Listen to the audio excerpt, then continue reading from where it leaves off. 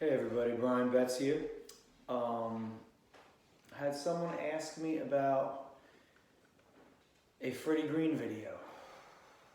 I'm trying to think of the individual's name, but somebody put in the comments they wanted me to play Freddie Green over rhythm changes.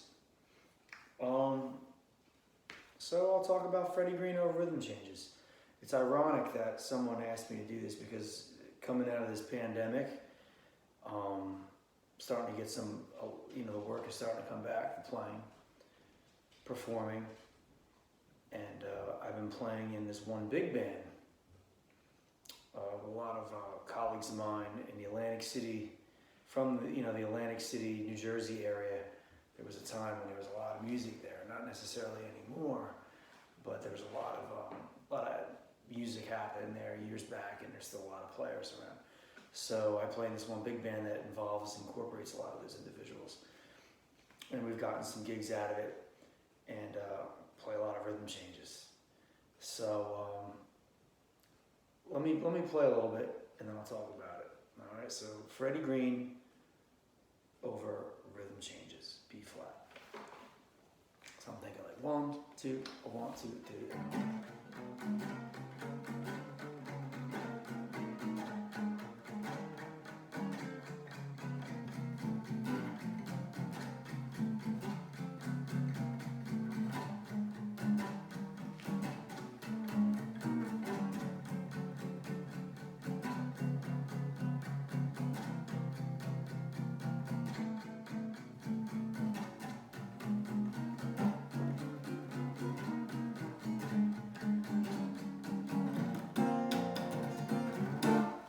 Okay, so I played one chorus.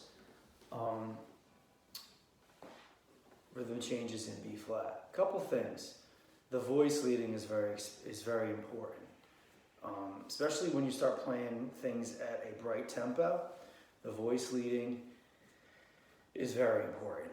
You don't want to be jumping all over the neck and in and out of different zip codes trying to make that happen, because it will be very difficult, or even quite frankly impossible, at least to get it to swing and to swing hard.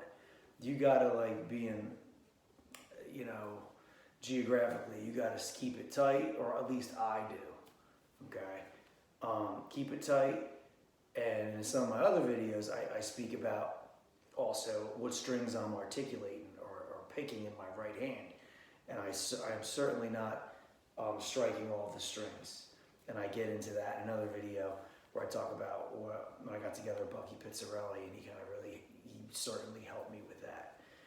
But yeah, for the purposes of rhythm changes with the Freddie Green style, for the purpose of this video, yeah, I'm keeping it kind of in the same neighborhood. And there's a lot of substitutions. Like when I just played that rendition of it for you, if I can remember, I used a lot of chromaticism. So if I'm thinking B flat, I don't think I did a 1, 6, 2, 5. I might have. I'm thinking that diminished thing. Okay.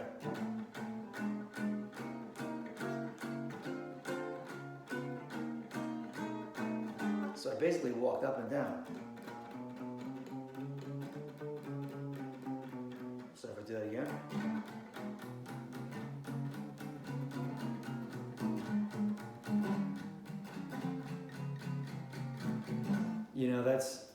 That's really important. Instead of just playing the chords, is thinking about where you're going to play the chords. I always teach from my mistakes. Everybody that comes and sits in this room and takes a lesson with me, or virtually, or at the university where I teach, I always teach from my mistakes. I can recall being a younger player and just getting the chords. Okay, B flat to G minor.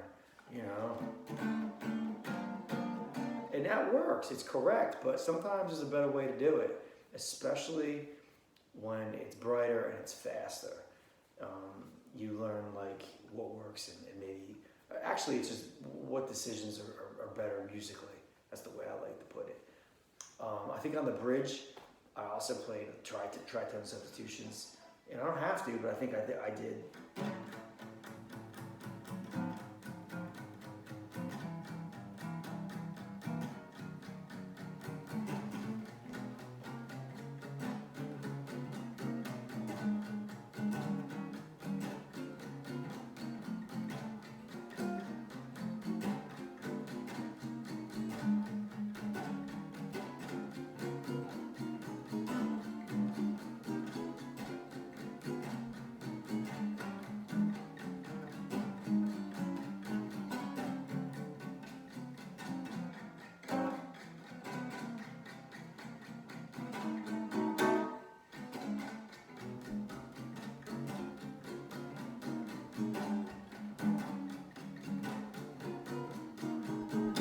sometimes I'll sidestep a little bit, if you see what I'm doing. I remember Bucky Bizzarelli doing that, and I was like, well, I'm stealing that. And it depends where you put it rhythmically. You have to line it up right. It's just not like, let me just play wherever I want. You have to get the downbeats and the accenting, I should say, correct. But, you know, there's a lot of different ways to go harmonically with rhythm changes. And this is all coming from this question I got from this one individual. He's, oh, play the Freddie Green rhythm changes. Well, there you go. And, you know, and then practice at all tempos. That's what I do, you know. Let me see if I can get a little brighter, if I still have the octane in me today. 1, 2, 1, 2, 3.